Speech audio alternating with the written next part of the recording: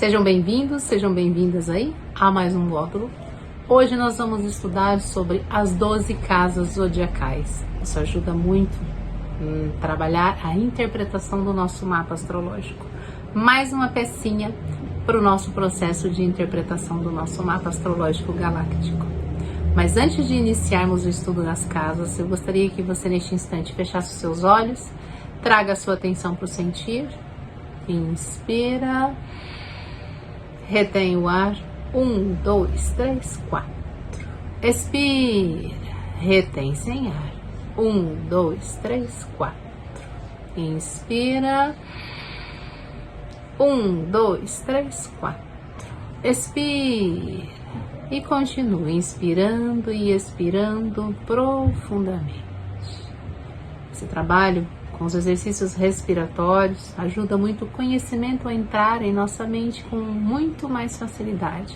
Nos tira de um estado de agitação, de nervoso, de estresse e nos traz um estado de relaxamento, de harmonia, de paz interior, onde o conhecimento ele entra com muito mais facilidade. Agora vamos abrindo os nossos olhos. Vamos lá então. Começando então o estudo das casas zodiacais. O céu, pessoal, quando a gente olha o céu, o que a gente enxerga de estrela nada mais são do que sóis. Os sóis, as estrelas têm luz própria. Os planetas não têm luz própria. Então, o que nós enxergamos no céu são sóis, são estrelas. Isso a gente aprende lá, acho que quinta, sexta série, mais ou menos, quando a gente começa a trabalhar os estudos de geografia, quarta série e tudo mais. Lá do ensino fundamental, básico lá, tá? Só para recordar. Alguns planetas aqui próximos da nossa, que a gente consegue ver da Terra, tipo Marte, Vênus, a gente consegue enxergar a luz deles, por quê? Porque está muito próximo a nós. A gente até consegue enxergar. Mas planeta não tem luz, o que tem luz é Sol. Esses a gente consegue enxergar porque realmente eles estão bem próximos. Bom, as constelações, existem 88 constelações no céu, tá? Isso de acordo com os estudos da astronomia. Mas a eclíptica, que trabalha os signos, são 12 apenas. Eclíptica é um termo astronômico que se relaciona ao movimento da Terra ao redor do Sol, observado como um círculo imaginário na esfera celestial, que é o Sol. Ele sai do leste e vai até o oeste. A Lua, mesma coisa, sai do leste e vai até o oeste. E nesse giro, ele trabalha 12 constelações. Por isso que é conhecido como eclíptica. Sempre nesta linha, tá? E são essas 12 constelações que nós vamos estudar, que estão relacionadas com cada um dos signos. Existem duas astrologias, pessoal, que eu quero trazer, que eu quero abordar aqui para vocês terem conhecimento. Nós vamos estudar a astrologia tropical, mas eu quero trazer um pouquinho para vocês da astrologia sideral, que também é conhecida como védica, para vocês entenderem um pouco como que funciona esse processo. Eu vou abordar mais sobre a tropical do que a védica, justamente por quê? Porque a védica ela é bem profunda, é um estudo bem profundo, que demanda muito mais tempo, ela é muito mais minuciosa. Então, para começo, vamos estudar a tropical, tá?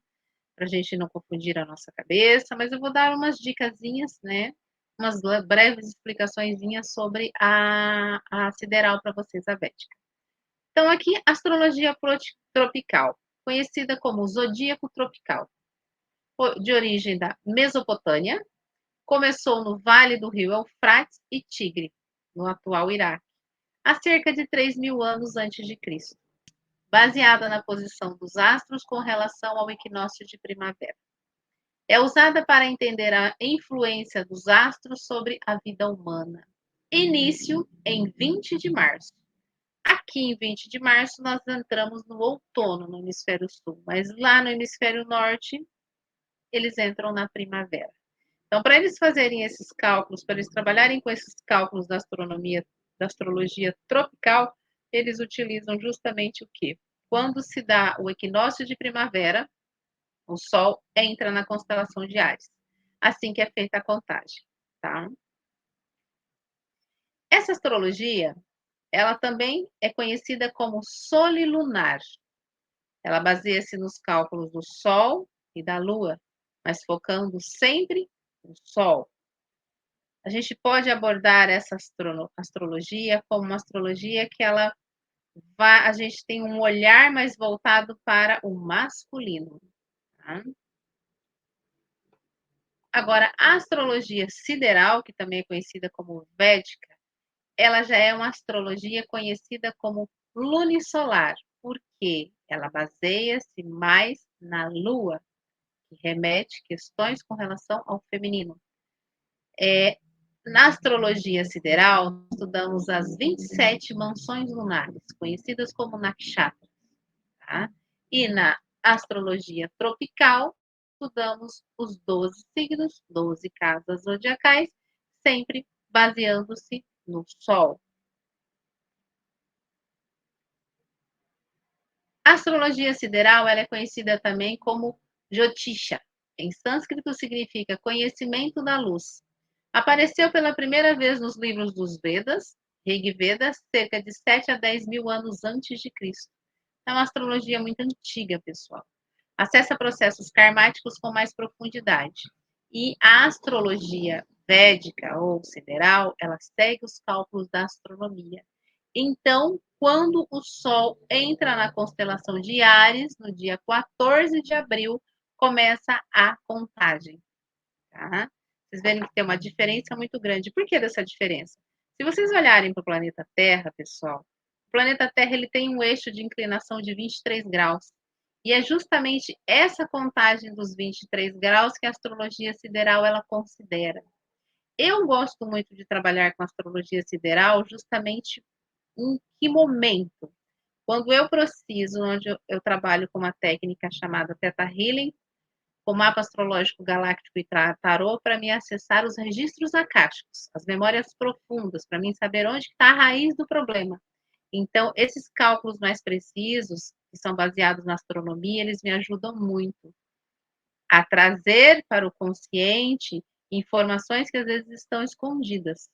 Mas não significa que a tropical não funciona, pessoal. É apenas um outro olhar, tá? Um olhar mais profundo. Como eu trabalho com essa técnica de registros acásticos, de acessar essas memórias, então daí o porquê que eu gosto muito dessa astrologia, tá? Mas, como eu falei para vocês, nós vamos estudar sobre a tropical. Em cima, o mapa, todo o processo vai ser em cima da tropical. Eu vou deixar para vocês, disponibilizar para vocês o mapa de vocês da astrologia sideral para vocês fazerem uma comparação, para vocês, a título de curiosidade, para vocês entenderem a diferença entre as casas, os planetas, o Sol, e vocês vão estranhar um pouco, justamente, principalmente quando a gente fala do Sol, tá? Por causa do eixo de inclinação da Terra de 23 graus. Tem pessoas que, às vezes, o Sol vai estar em um signo e na sideral vai estar em outro signo. Tem pessoas que o Sol vai estar no mesmo signo. Lembrando que é sempre aquela diferença de 23 graus por causa do eixo de inclinação da Terra, tá? Eu posso abordar também para vocês, trazer um pouquinho a título de curiosidade, para autoconhecimento, sobre as 27 mansões lunares. São as 27 nakshatras para vocês, que é bem interessante também a gente saber. Agora, o resto demanda um pouco mais de tempo, é muito profundo esses estudos, não é do dia para a noite que a gente aprende, tá? Mas aí, caso alguém tiver interesse em estudar um pouco mais com profundidade, depois que vocês se sentirem seguros, seguras ao estudar a tropical, assim como eu fiz, eu estudei por alguns anos a tropical, e aí, quando eu senti no meu coração, eu falei, agora eu vou mergulhar um pouquinho nesse mundo da astrologia sideral. E aí é onde a técnica que eu trabalho eu utilizo muito ela, tá? Fica aí a dica só a título de curiosidade. Então, aqui é uma curiosidade bem interessante eu quero que vocês observem o Sol no mapa de vocês. Provavelmente vocês já estão aí com o mapa de vocês na mão, que eu já estou disponibilizando, podem imprimir. E observem que é bem interessante essas curiosidades que nós vamos estar verificando aqui, que nós vamos estar olhando. Título de conhecimento é muito interessante. Quando vocês olham o mapa dessa forma, vocês vão estar verificando que do lado direito, o Sol, quem tem o Sol do lado direito, nasceu durante o dia. Quem tem o Sol do lado esquerdo, nasceu durante a noite. Mas não é eu olhando para o mapa. É dessa forma, ó. Lado direito, lado esquerdo, tá?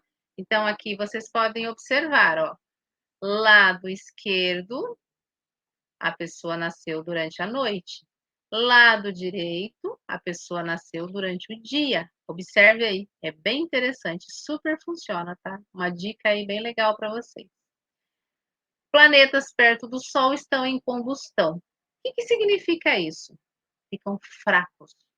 Combustão é uma palavra que a gente utiliza na astrologia védica, sideral. Imagina o Sol fervendo, fervilhando, nem sei quantos graus, e um planeta ali do lado dele. O Sol, gente, ele tem seu brilho, ele tem sua luz própria. O planeta não tem luz. Então, o que isso significa? Quando o Sol está do lado, quando um planeta está do lado do Sol, o Sol ofusca totalmente o teu brilho, porque o planeta não tem luz. Então, ele fica fraco. Então, observe no mapa de vocês. Se vocês tiverem algum planeta que estiver próximo do Sol, ele se encontra fraco no teu mapa. Como que nós fazemos essa contagem, pessoal? Para o Sol e para a Lua, vocês podem considerar 7 graus, tanto para o Sol quanto para a Lua.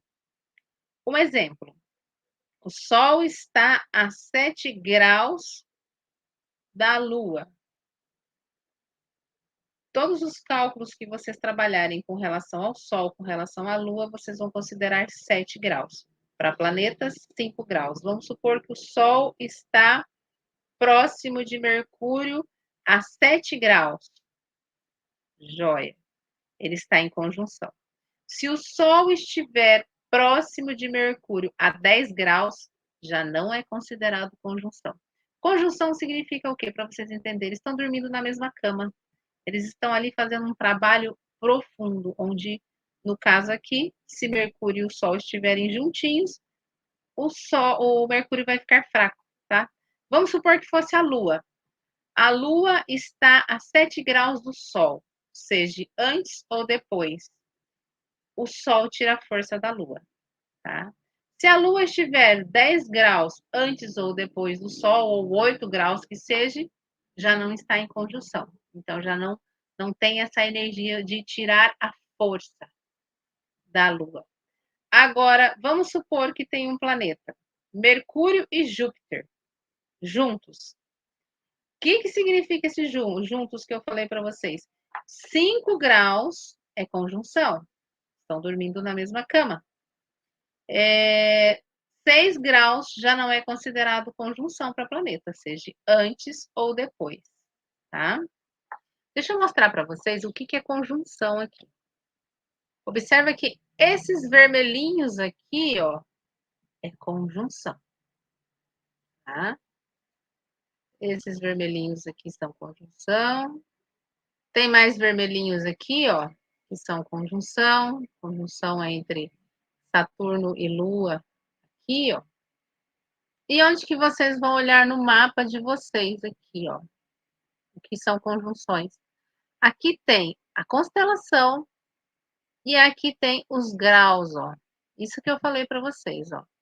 5 graus é considerado para planetas, conjunção, 7 graus, Sol e Lua, tá? Eu acho que deu para entender bem essas informações aqui, tá? Aqui vocês podem verificar o mapa, tá? Onde tem os planetas, onde tem aqui os graus, e mais do lado Aqui a gente pode fazer a contagem com relação aos elementos, né, a triplicidade e a quadruplicidade, tá. Nós vamos verificar o que que significa isso daqui a pouco. Voltando aqui então, tá. Aqui eu trouxe uma tabela para vocês terem conhecimento. Astrologia tropical, quando o Sol entra em cada constelação. Astrologia sideral ou védica, quando o Sol entra em cada constelação, de acordo com os cálculos da astronomia, tá? Aqui estão as 10 casas zodiacais, onde cada uma dessas casas está relacionada com uma área da nossa vida. Aqui nós temos então a casa 1, conhecida como a casa do ascendente, a casa do eu, a casa do corpo físico, a casa da aparência, a casa da personalidade, a casa do nascimento, nossa manifestação, como nós nos moldamos para o mundo nos aceitar. O bebê fica 9 meses na barriga da mamãe. E durante esses 9 meses, o bebê ele vai se moldando para que o mundo possa aceitar ele. E aí é onde chega o momento do nascimento. Aquele momento do nascimento é onde o sol ele aponta lá no céu. Sabe quando o sol está nascendo? Às 6 da manhã? Ele está apontando lá? O ascendente é aquele momento lá que o sol está apontando. Naquele momento ali, o sol apontando naquela constelação está relacionado com o ascendente da pessoa. É como a gente age, como a gente se mostra no mundo.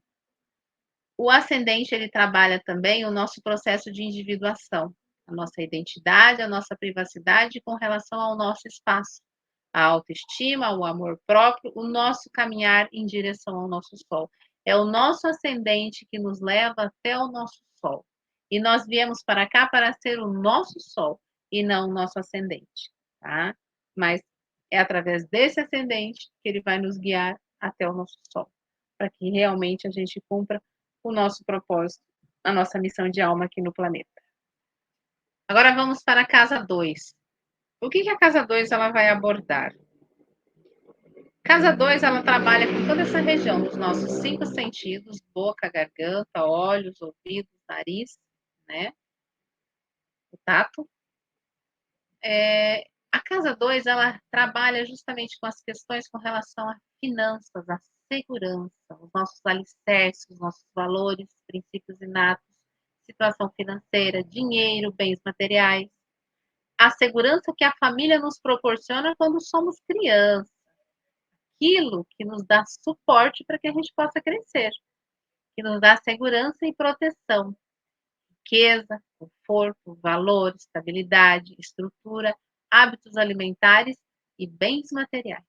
Daí a importância, e é nessa fase que a gente carrega muitas crenças, muitos traumas, muitos bloqueios, muitas repetições de padrões, e daí onde vem grande problema com relação ao dinheiro, a dificuldade que temos de administrar o dinheiro, a dificuldade que nós temos de ter a nossa casa, nosso carro, nosso apartamento, porque em muitos momentos a nossa ancestralidade não tinha esses recursos para nos proporcionar. E aí a gente acaba repetindo um padrão de miséria, de pobreza, de escassez.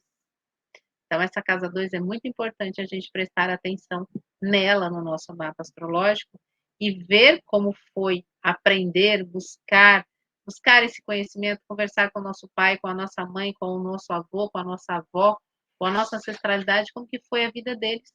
Porque aí sim a gente vai começar a descobrir o porquê que em muitos momentos a gente não consegue se realizar nessa casa. Casa 3 do nosso mapa astrológico. A casa 3 ela trabalha com toda essa região das mãos, os braços, a parte alta aqui dos pulmões e os ombros. É a casa da comunicação, é a casa da interação com o mundo, casa da nossa infância, a comunicação falada e escrita, a época que nós vamos para a escola, todas as formas de expressão, pensamento, aprendizado básico, pequenas viagens, documentos.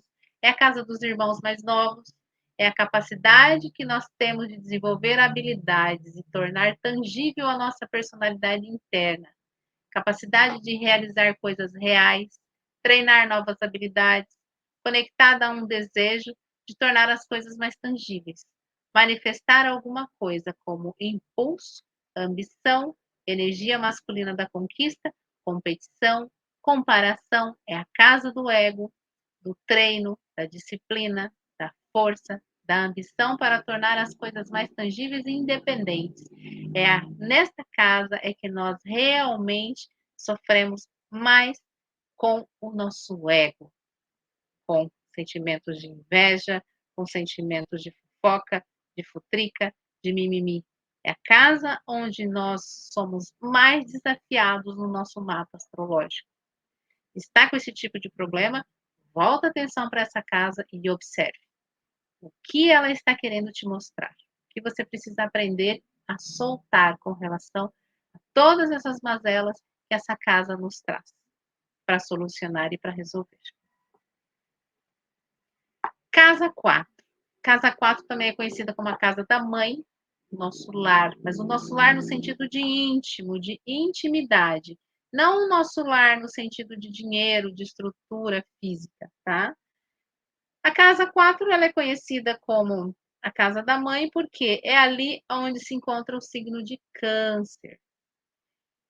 E essa casa ela trabalha justamente o quê? Os seios, os peitos, a parte de baixo dos nossos pulmões.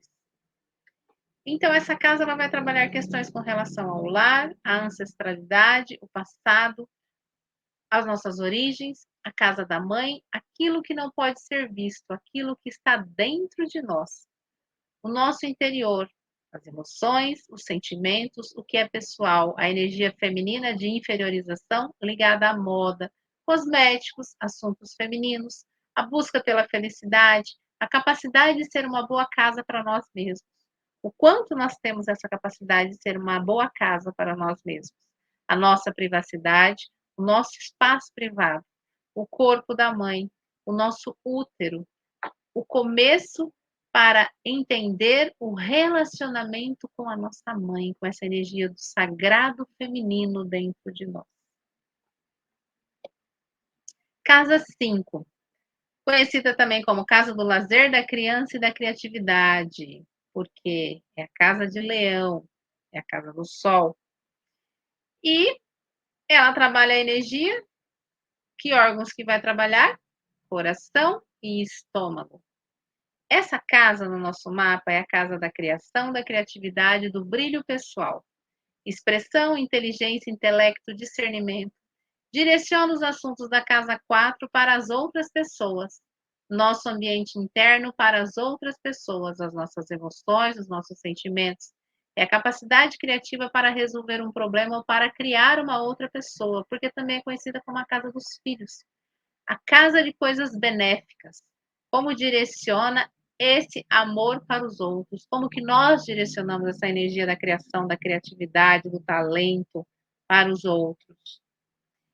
É a casa também da paquera, do namoro, dos amores, do romance, dos romances. A casa do adolescente, da faculdade, do lazer, dos jogos, loterias, prazer, forma como percebemos os outros e o mundo externo. É uma casa de bons karmas. Por quê? Porque ali é onde eclode toda a nossa energia da criatividade, da criação, a energia vital dentro de nós. Casa 6. Casa 6 é conhecida como a casa do trabalho, da rotina, do bem-estar e da saúde. Casa 6, conhecida também como a casa de Virgem, que rege intestino delgado, intestino grosso e lombar. É uma casa considerada maléfica porque é uma casa que nos traz muitos obstáculos, justamente porque ela trabalha questões com relação à rotina, problemas, doenças, hábitos, deveres, animais de estimação, problemas financeiros, pessoas problemas, inimizade, pessoas que querem causar o nosso mal. É a fase final da escola, o final da faculdade. O emprego, o trabalho, o serviço com cara de CLT, que tem que cumprir horário, responsabilidades diárias, desejo de servir as pessoas. É uma casa que pode ser utilizada para trabalhos com a cura, estar a serviço de resolver problemas seus e dos outros. Então, é uma casa muito desafiadora, essa casa 6, pessoal. Observe aí no teu mapa, o que você tem na casa 6 aí.